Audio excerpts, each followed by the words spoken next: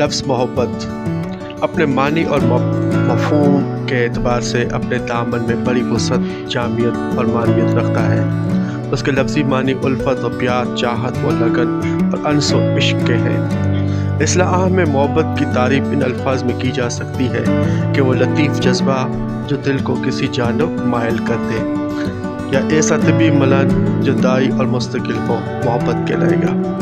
मोहब्बत का लफ्ज़ उर्दू में भी कई मानी रखता है। मोहब्बत कई किस्मों की हो सकती है। यह मोहब्बत आम किसी शय से भी है और किसी खास हस्ती, शख्स या रिश्ते से भी हो सकती है। ये मामूली हो सकती है और शदीद भी। शदीद हालत जान दे देने और ले लेने की हद तक भी हो सकती है। उसे प्यार या इश्क भी कहते हैं। मोहब्बत की कई किस्में हैं।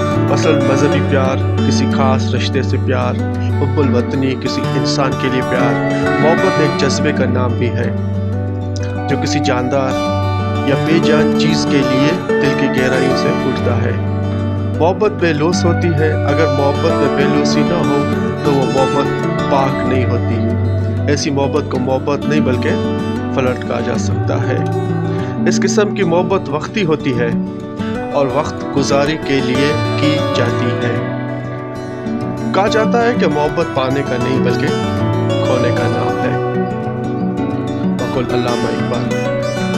कि मोहम्मद से वफा तूने तो हम तेरे हैं, कि मोहम्मद से वफा तूने तो हम तेरे हैं, ये जहाँ चीज़ है क्या लौह कलम तेरे है। मोहब्बत की अक़साम। मोहब्बत की बहुत सी अक़साम है, यानी अल्लाह से मोहब्बत। ऐसे बहुत अंबिया कराम सालिहीन गुजरे हैं जिन्होंने अपनी ज़िंदगी अल्लाह की मोहब्बत में फ़ना होकर गुजारी। वालिदैन से मोहब्बत इंसानी फितरत है। हर इंसान को अपने वालिदैन ख़ास किस्म की मोहब्बत होती है और वालिदैन से मोहब्बत करना हमारा दीन इस्लाम भी कहता है। मज़हब से मोहब्बत भी इंसानी फितरत है कि वो अपने मज़हब से मोहब्बत करे।